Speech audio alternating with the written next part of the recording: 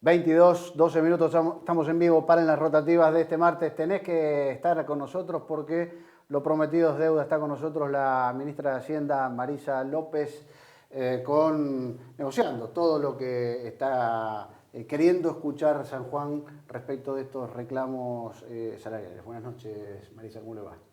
Muchas gracias por la invitación. Decíamos medio así, que semanita le ha tocado, ¿no? Porque hoy mismo, temprano, y 10 de la noche acá con nosotros conversando sobre esto que va a ser la paritaria el próximo jueves. Allí estarán de una cabecera usted, otros ministros, me imagino, también del gobierno, y los gremios docentes. ¿Están preparando una propuesta para esa paritaria y otra para hacer al sector autoconvocados, que son los que se están reuniendo en reclamo? Estamos elaborando propuestas, hemos trabajado sábado, domingo y seguimos haciéndolo, entendiendo que hay que darle una solución a los salarios más bajos, que son los más golpeados en esta circunstancia por la inflación. Claro. Un acontecimiento que es muy duro a los bolsillos de todos los trabajadores, que es una variable que no maneja la provincia, que es una variable macroeconómica, que entendemos siempre los equipos económicos a nivel nacional están trabajando y estudiando para poder encontrar el camino de ese crecimiento con estabilidad, que no debe ser fácil, pero dentro de ese marco tratando de sobrellevar este momento de la mejor manera, ocupándonos fundamentalmente los salarios más bajos. Y cuando digo esto es encontrar soluciones también de carácter general, porque la revisión implica revisar el acuerdo salarial de marzo, nos sentaremos a revisar ese acuerdo, a revisar de nuevo los tramos, pero también encontrar soluciones específicas para los salarios más bajos.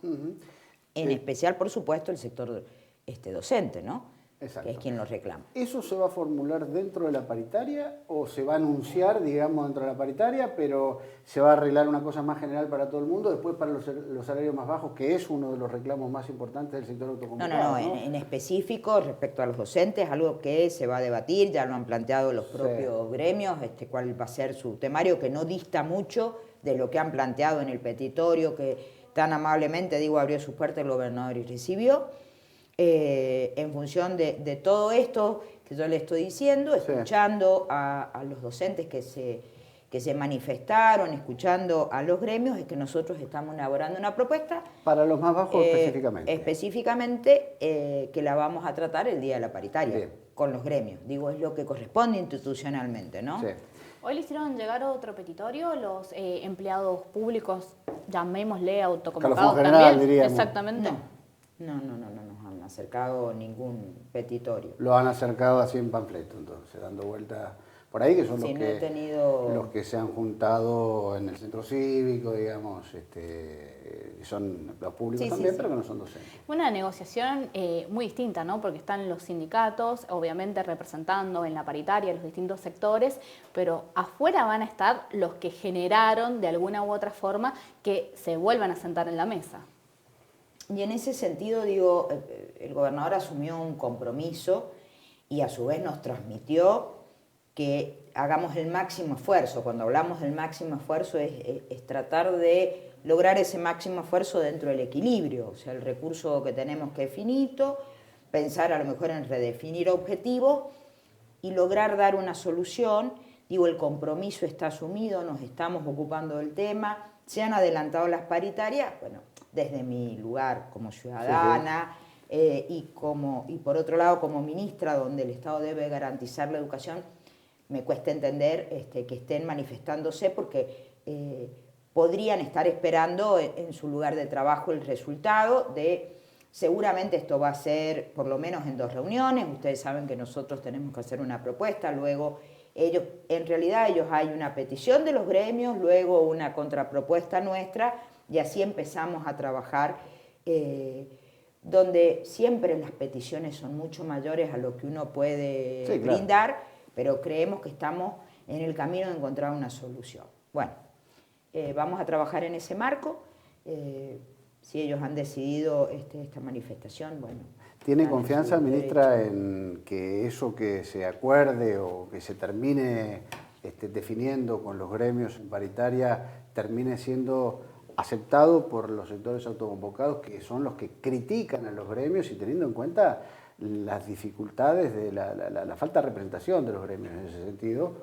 Por supuesto, criterio que es mío, pero que también es de los autoconvocados, es decir, los convocados no reconocen a los gremios. Entonces, luego el siguiente paso sería que los autoconvocados, que son los que iniciaron la manifestación, terminen convalidando lo que esos gremialistas, a los que ellos están cuestionando, lo terminan aceptando, ¿no? Es una dificultad añadida a lo suyo, que eso usted es ministra de Hacienda, digamos, pero... Digo, yo cumplo con el marco que ordena la propia ley, por eso en general me habrán escuchado decir que insto a todo este grupo de docentes que se manifiesta que encuentren ese camino, que esa es la legalidad y el marco institucional, que encuentren el camino de la representación de una u otra manera. Es que no hay otra manera también, porque no hay ¿qué otra manera hay? ¿Cómo no hay otra manera. Digo, en la parte privada, en el sector privado, los salarios de los periodistas también, por decirlo de alguna manera, también se rigen por paritarias, donde hay una patronal y donde hay un gremio. Digo, este es el marco institucional, tanto de lo público como de lo privado.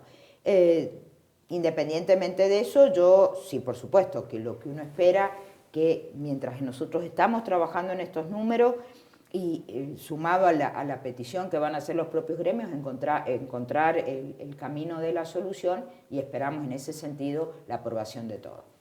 ¿Hay alguna idea de extender luego eso al resto de los gremios, al resto? Porque imagino que en los cálculos de cualquier paritaria, no cualquiera, sino la del Estado, donde hay tantas ramas del Estado, y cada una con su paritaria, pero bueno, lo que se consigue por un lado termina siendo reclamado por otro, ¿no? Siempre digo que el único empleador acá es el gobierno de la provincia, representado en este caso por el gobernador. Es el único empleador de todos los sectores que hay dentro de la administración pública. Siempre hay medidas de carácter general, usted lo sabe, que lo que se acuerda con los gremios docentes, termina en general también se acuerda con ellos. Bueno, en cascada el resto. Va a ser la revisión de los tramos seguramente y de los porcentajes que tendremos que volver a redefinir con ambos sectores. Esa va a ser la negociación de carácter general y la de carácter particular, en este caso con los salarios más bajos. Más o menos del petitorio, el segundo me parece que fue el de los autoconvocados, que fue el que más o menos se organizó un poquito más, porque al principio era como muy volátil, como muy difuso también, de saber concretamente qué es lo que se reclamaba. Hay como tres cosas, me parecen a mí. Una, el tema del salario, especialmente de los que ganan menos, que me está diciendo, te voy a pedir un número. Está el tema de las demoras también, de cobrar de 4 o 5 meses en algunos cargos, y había otro más que me lo olvidé. Ya me lo voy a acordar, pero hay como puntualmente 2 o 3 casos puntuales. Vamos a empezar por el primero. Bueno, mire, hoy hay una paritaria nacional docente que fija el salario vigente, que fija el salario mínimo docente, que hoy es de 50.000 pesos, y un maestro de grado jornada simple, es decir, el maestro de grado que frente al aula, ¿sí? Cumple, qué sé yo, de lunes a viernes 4 horas frente al aula, porque nosotros sabemos que tienen tareas adicionales, digamos, se considera de 20 horas, por eso un docente puede tener 2 cargos, puede tener 20 más 20, 40, digamos. Más o menos, sí. Por un cargo, el mínimo docente es 50.000 pesos. Cuando tiene un solo cargo, se garantiza ese mínimo docente. El inconveniente sucede que cuando cumple 2 cargos, supera los 50.000 y cobra el neto que le dice su recibo, más FONIT, más conectividad. Que es el fondo de incentivo docente. Claro, y en esa circunstancia tenemos más o menos 799 docentes. ¿Está bien? Nosotros hoy hemos determinado el número porque hemos estado trabajando, yo quería saber justamente la masa o la cantidad de docentes que estaban en esta situación. Bueno, son 799 y que cobran el mínimo docente, es decir, que por lo menos se le garantiza los 50.000 pesos, son 2.112 docentes. Bueno, En función de ello vamos a trabajar sobre este salario mínimo docente. Justamente hace un rato me enteré que el día jueves... sería para garantizar 50.000 pesos a todos. Esta es la idea. En principio tampoco le voy a dar a usted en qué números estamos trabajando. Pero más o menos. Me parece que, en respeto a la mesa paritaria, ahí vamos a debatir un sinnúmero de números seguramente y de peticiones. Luego, justamente el día jueves hay paritaria nacional también. Justo ese día. Claro, me acabo de enterar hace un rato, así que bueno, también hay que ver qué resuelve, qué vamos a resolver nosotros como provincia, bueno, encontrar una salida. Y luego la decisión de los tramos y de los porcentajes de los tramos, ¿bien? El adelantamiento seguro del tramo de julio, esto ya está anunciado porque lo han pedido públicamente todos los gremios, y bueno, y ahí analizar para adelante. Y respecto a la demora en los expedientes, mire, nosotros en el 2016 ya habían expedientes de suplencias que llegaban a demorar hasta 2 años, es real. Luego se fue achicando, bueno, se fueron mejorando los procesos, 6 meses, 5 meses. Los ingresos de marzo, cuando ha visto que los docentes van y eligen cargos y todo lo demás, ya han sido 500, no quiero mentirle, no, 546 creo que me dijo la ministra de Educación. Esos 546 ingresos ya han sido abonados a todos los docentes en menos de 2 meses. De los de marzo. Sí. Por eso cuando usted hablan de la demora entre 3 a 6, posiblemente... No, ellos no, pero usted refiriéndose a ese punto, por ahí a lo mejor se trata de las suplencias y no de los ingresos. Digo, hay que mirar un poco las situaciones particulares de cada uno, frente a lo cual, siempre existe la vía del reclamo o del pedido, y en eso las puertas también, no solo de la ministra de Educación, sino las mías como ministra de Hacienda, abiertas para cualquier reclamo individual. A principio de año, cuando se dio la paritaria, cerraron con una sonrisa los números y los porcentajes que habían acordado justamente allí de incremento salarial. Luego explotó una mecha que no depende de nosotros en términos provinciales, y me refiero a la inflación. ¿Cree que este ha sido el punto fundamental por el cual se generó este conflicto que traspasó las barreras también sindicales? Mire, no cabe duda, pero cuando hablamos, no hablamos de los docentes, hablamos del bolsillo de todos los sanjuaninos y sanjuaninas, y en definitiva de los argentinos y argentinas. Al salario más bajo, que le cubre para sus alimentos, para lo diario, no estoy diciendo para extravagancias ni nada por el estilo, digo para vivir, ¿sí? Cuando usted va un día y puede pagar un producto a 10 y al otro día va y lo tiene que pagar a 12, lógicamente empieza a no alcanzar. Y entonces empezamos a correr tras esto que es la famosa inflación, este flagelo que nos acosa hace 3 décadas, no tiene color político en definitiva, ¿sí? Como que empieza a ser responsabilidad de cada uno de nosotros lo que nos pasa, pega justamente en el bolsillo más bajo, porque a lo mejor el que tiene un poquito más de ingreso deja de tener alguna comodidad, pero puede seguir alimentándose. Claro, la gente no puede. Y este problema lo tiene el privado, o sea, lo tiene el trabajador informal. En épocas como las que estamos viviendo hay mucha gente que también queda sin trabajo, hay mucho trabajo informal, hay el que vive del día a día con su changa y al otro día no sabe si puede comer o no comer. Es una carrera donde uno intenta, como premisa, que los salarios le ganen a la inflación, pero mire, estamos terminando mayo y estamos volviendo a redefinir un acuerdo de hace 2 meses. Claro, que ustedes estaban pensando en redefinirlo. Septiembre sí se redefinía para el 45 más el 5. Nosotros entendíamos que en julio nos sentábamos a hacer la revisión y todavía íbamos a estar por encima de la inflación. Claro. Y pareciera que no va a ser así. Ahora, ante la imprevisibilidad que tiene esto, porque la verdad que es imprevisible. No lo maneja usted, no lo manejo yo, no lo maneja Guzmán tampoco, no lo maneja nadie, parece ser. Entonces, frente a esto, tampoco hay que descartar que hoy se hace una propuesta y en julio, agosto, septiembre, qué sé yo, ¿no? Porque la verdad que es un nivel de incertidumbre tan grande que hay con esto de la inflación. Pero que me imagino esperemos que usted se equivoque, claro, que usted se equivoque y que el camino cambie. Sí, Dios quiera. O sea, están pronosticando que este mes el cierre de mayo, que se va a conocer a mediados de junio, sea menor que 5. la de abril, que sea menor al 5. Bueno.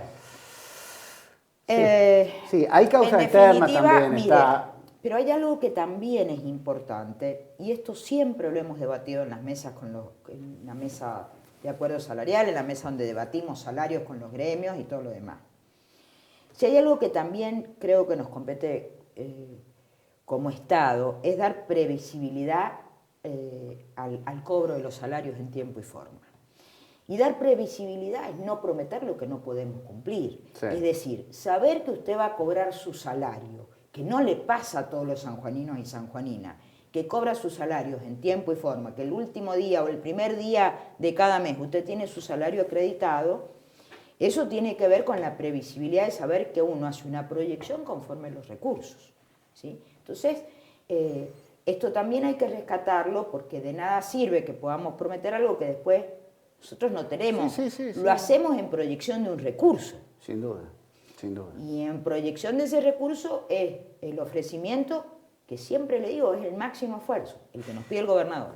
Ministro, cuando sube la inflación, uno imagina, sube la recaudación a nivel nacional. No hablemos a nivel local porque eso no ocurre, pero a nivel nacional sube la recaudación. Y al subir la recaudación, también aumenta lo que se distribuye a las provincias, que es en concepto de impuestos recaudados en las provincias, caso IVA, caso ganancia, que son los dos impuestos más grandes. Ahora, ¿suben de acuerdo a lo que sube la inflación o suben menos y eso implica que la caja suya reciba menos y entonces no puede responder a esos incrementos? Esto lo he repetido en estos días.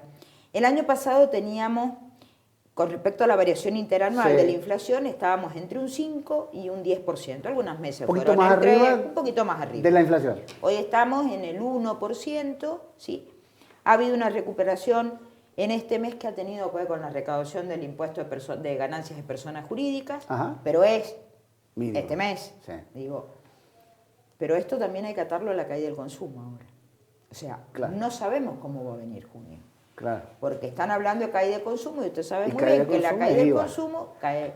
¿Está bien? IVA se coparticipa. Y hoy también uno ve que muchos comercios empiezan a decir, bueno, si pagas con tarjeta de débito, que tiene que quedar registrado en la facturación, voy a cobrar un recargo, ¿no? Y por la otra punta de la mesa, entonces, si no hay sueldos altos, no hay consumo.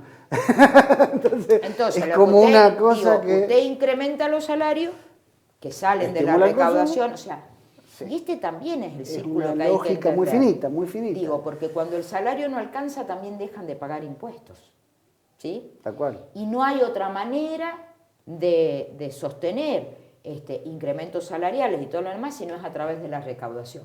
Digo, es un círculo donde hay que mantener estos finos límites para poder cumplir con lo que uno establece y que sea el máximo esfuerzo y que uno lo pueda pagar en tiempo y forma. Para definir un poquito el tema de los ingresos y los gastos, más o menos que era a grosso modo lo que le estaba consultando, podemos decir que hoy los ingresos no han caído, pero están con el ojo pensando porque hay una caída de consumo, puede golpear, y eso golpea a futuro, y si asume compromisos de gasto fijo, digamos, de ingresos salariales, después no tiene cómo solventarlo. Exactamente, esto es, o sea, definitivamente creo que cuando miremos el costo total de lo que lleguemos a acordar, posiblemente tengamos que redefinir objetivos en el presupuesto.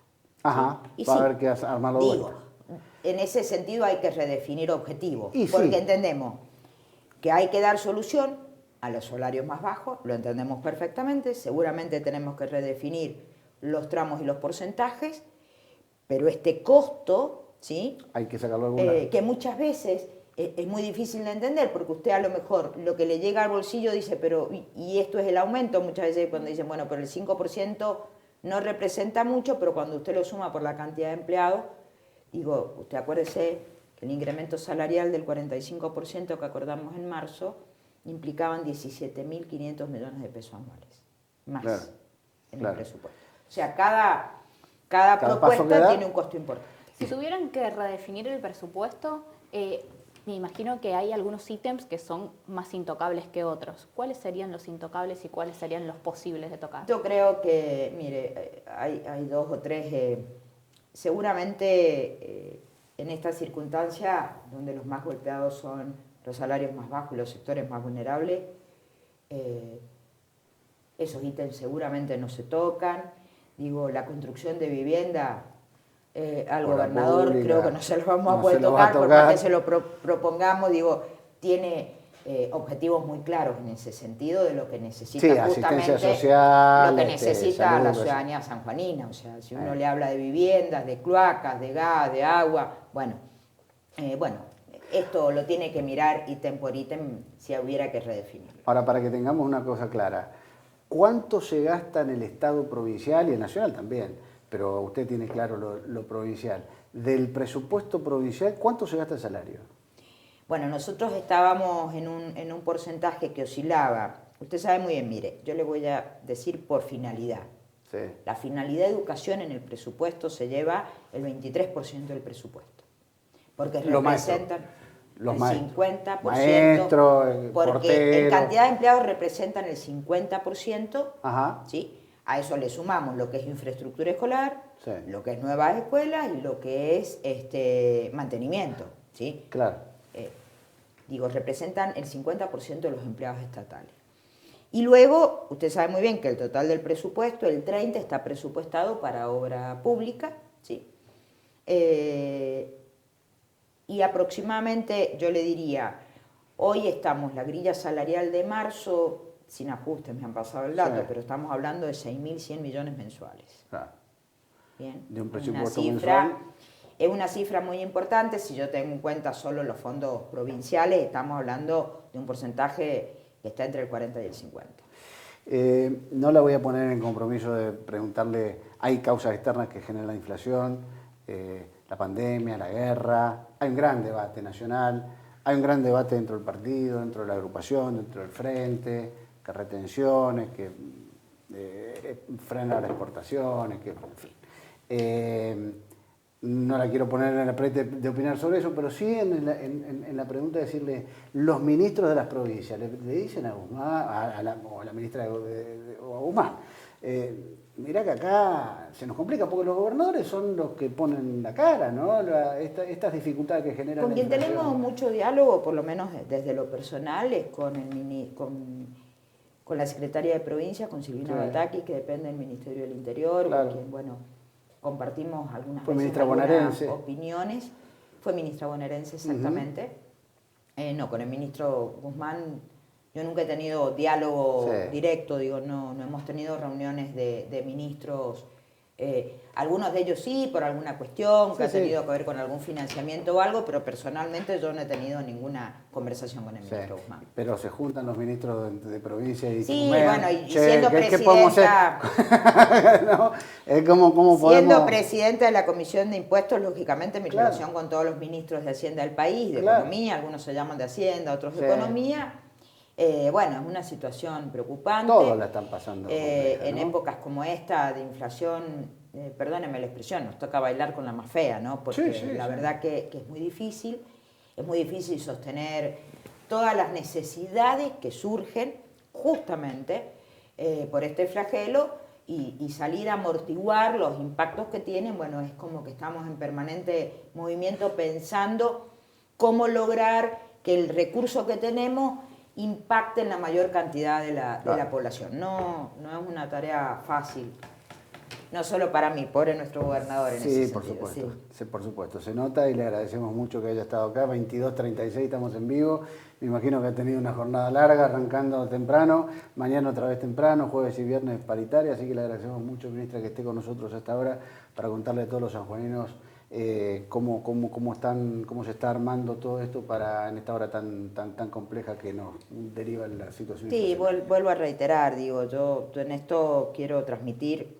si es que me permiten los oyentes de este programa, o los televidentes de este programa, perdón, transmitir que estamos trabajando, que vamos a hacer el máximo esfuerzo, que tenemos la orden de nuestro gobernador de justamente asistir a los salarios más bajos, redefinir los tramos y redefinir, por supuesto, los porcentajes.